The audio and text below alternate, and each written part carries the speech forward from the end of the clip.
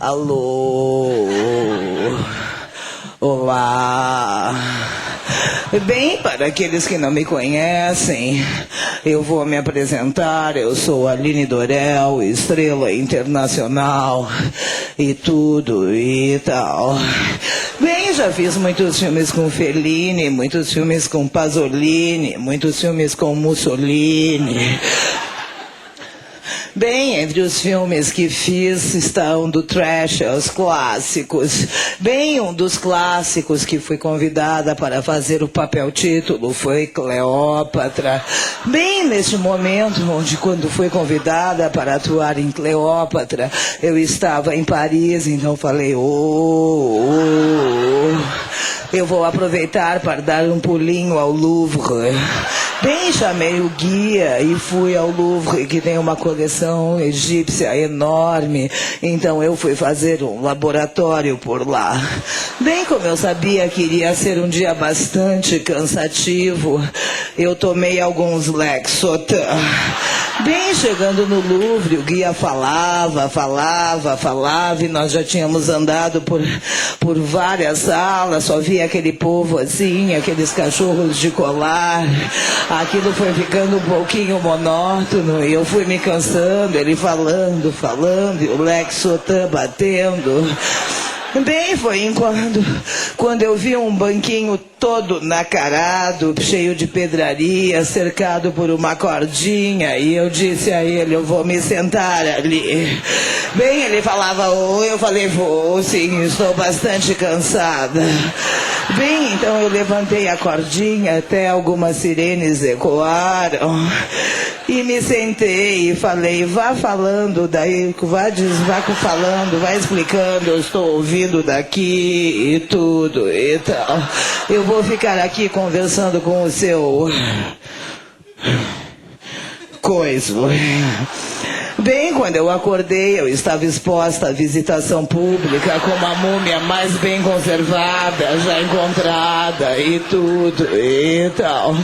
Bem, no início do século, eu conheci aqui em São Paulo uma turma de filhinhos de papai que tinha acabado de chegar da Europa, cheios de ideias incríveis, e nós caíamos sempre numas baladinhas de absinto e Lexotan.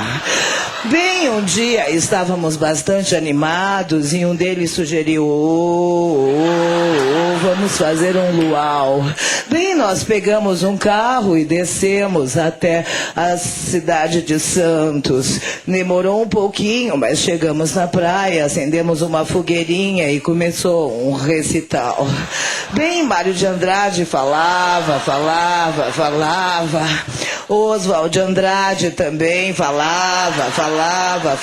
Eu pensei,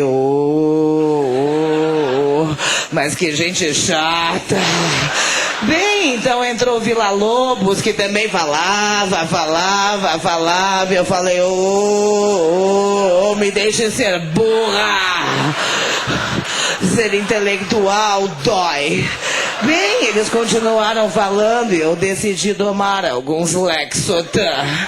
Bem, eles foram falando, e quando eu acordei, a maré já havia subido e descido várias vezes, o sol já estava a pino, nada de Mário de Andrade, nada de ninguém, eu estava coberta de algas verdes. Foi então que um pequeno menino que brincava por ali me viu, guardou aquela imagem e alguns anos depois escreveu o roteiro de Tomates Verdes Fritos. Bem, aquela experiência me deixou bastante desgastada e eu resolvi pegar uma condução para voltar para São Paulo e não havia nenhum ônibus naquela época que subisse a Serra do Mar. Então eu pensei, eu vou a pé. Eu saí de Santos em 1917, cheguei em São Paulo mais ou menos em 1922, com os pés bastante inchados, como aquelas batatas assadas que vendem em shopping, recheadas.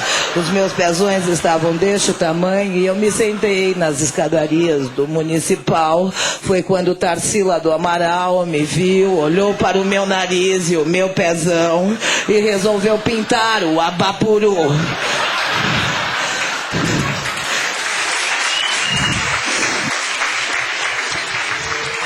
Bem, a experiência de viver um Abapuru, que é uma coisa que o ser humano nem sabe exatamente o que é, mexeu muito com a minha espiritualidade e eu resolvi peregrinar um pouco pelo Antigo Egito e pelo Oriente Médio e tudo e tal.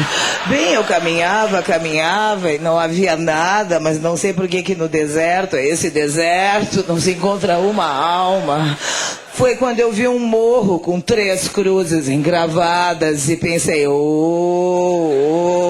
deve ser uma rave. Bem, então eu fui subindo o morro, lá estava o pessoal todo fantasiado e as mulheres choravam, o povo chorava. Bem, eu não sei exatamente o que eles haviam tomado, mas não bateu muito bem. Bem, havia 3 sujeitos trepados nas cruzes, então eu falei com o do meio, que tinha uma carinha um pouco mais responsável. Eu disse a ele, querido, desça já daí. Vocês não estão vendo o estado de sua mãe, desça já. E ele dizia, eu estou pregado. Eu falei,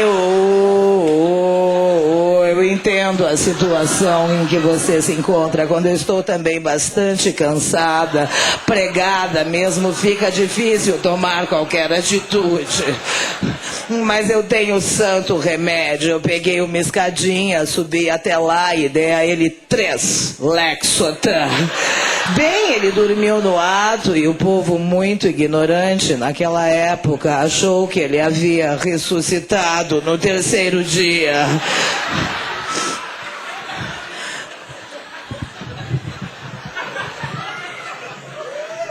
Depois dessas experiências tão desgastantes, a única coisa que eu gostaria de perguntar é: alguém tem um quartinho de Lexotan, pô?